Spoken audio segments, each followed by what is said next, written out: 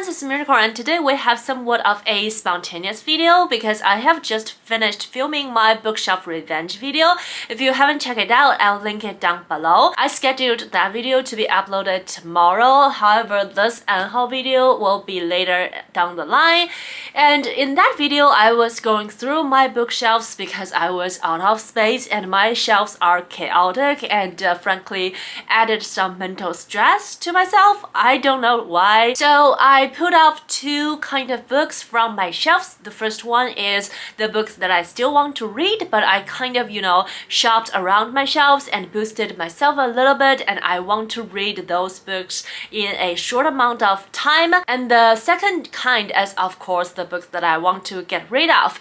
Luckily, my library is taking donation every month. I'll just donate these books to my library. Some of the books that I have already read and I don't intend to reread them, and some of the books I just simply grew out of them. So let's go over the books that I decided to unhaul. First off, I have a book that I don't plan to reread, and I also just DNF'd another book by the same author. It is a quite popular author, and the book is Everything I Never Told You by Celeste Ng. This book, I actually loved it when I read it, but now I just grew out of the story. I feel like it's a lot of drama, generational trauma, and I didn't like Little Fire Everywhere. I don't know why. It's just one of my reasons to get rid of this book. However, for sure, I know that I don't plan to reread it, and frankly, it is a book that is very accessible from the library as well, so if I ever want to reread it, I will borrow it from the library, but at this point, I lost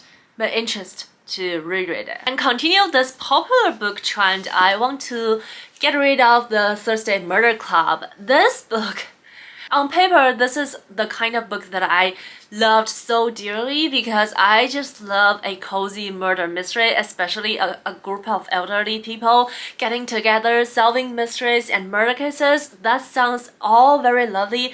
However, this book I tried to read it for like 5 times and I could not get into it. The timeline and the narratives are so too much in this book. I just feel like it's very hard for me to follow the main event. There are so many perspectives, so many categories, and each chapter are very short, so I just couldn't get into it. And I have heard the following books are not as impressive as this one, and I've already had hard time to get into this one, so I don't plan to continue reading any of that. Then I want to donate a book that I actually really loved and I highly recommend, and it is the best that we could do. This is a graphic memoir by Tibui talking about her family's journey moving to America and started a new life as immigrants, and the story was so moving and the graphics are stunning. I really love the art style. However, I don't plan to reread it, and it's quite chunky on my shelves. I have since made the decision of only borrowing graphic novels from library or elsewhere. I don't want to, because they're quite expensive to acquire as well. So yeah, this one I'm gonna donate. I think people who ever get it next will love it. Then I have some books related to China. This is Guo Xiaolu's memoir, Once Upon a Time in the East. I did not really enjoy this memoir. It is just okay. I feel like Guo Xiaolu is a very good writer, and I'm very impressed that she can switch her languages and writing novels in English now. I just feel like sometimes I'm still struggling of speaking the language, let alone writing fiction stories in the language. But in terms of this memoir, I read it, and it was her growing up journey. It's quite different from my experiences because she grew up in the south part of China, but another book that I don't intend to reread. And another one is also somewhat a memoir or essay collection. It's called Distant Sunflower Fields by Li Juan. This is a book that I own in both English and Chinese. At one point in my booktube journey, I thought I need to introduce Chinese books to my audiences, so I need to get the English version of the Chinese books that I love, and this is one of the results. And now I just don't care anymore. I just feel like I can read whatever, and if they happen to have a English translation, I'll happily introduce it to you guys. But if they don't, I don't necessarily need to have a English version in order to talk to you about the books I love, right? So yeah. And on the same note, I'm getting rid of this English version of Xiao Hong's books 生死场, and the English title is The Field of Life and Death and tells of the Hulan River. This is two books in one, 生死场 and Hulan He Zhuan. This is a Chinese classic, however, I don't read this English translation and I just have it because the weird mindset that I had in the past few years, and now I don't have the mindset anymore. So similar reasons, and I have like another English translation of Chinese books that I want to donate. It's not donate, I plan to gift these two beautiful books to one of my friends. This is Hero Born by Jin Yong. The Chinese title of these books is 射雕英雄传. Jin Yong was an iconic writer in Chinese fantasy genre, and he pretty much established the whole genre, and a couple of years ago his books was first translated into English for the first time, which is very bizarre for me to think about because Chinese fantasy are so huge in China. It's a very important part of the Chinese culture, and then there was not many Chinese fantasy has been translated yet, and they are great. They're not less great than some Western fantasies. However, I got these books when they were first translated into English, and I was super excited about it. But I did read the Chinese copy, and I don't intend to read them.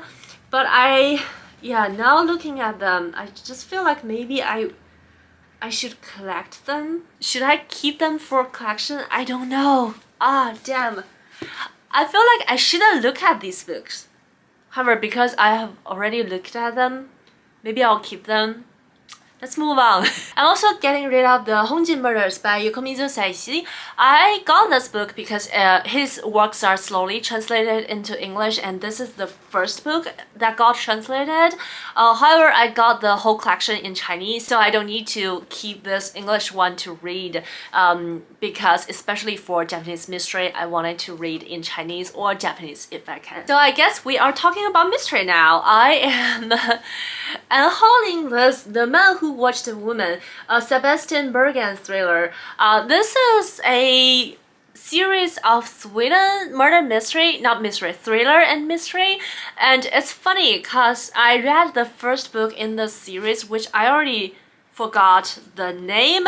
1 year because I was so anxious at that time, so I got that on my Kindle and I just read for like 3 pages per day, and I read that book and finished it in like 2 months, 3 months, but it was the comfort that calmed me down every night before bed. So at one point I was like, I could not go to sleep if I don't read the thriller that I was reading, which is the first book of this series.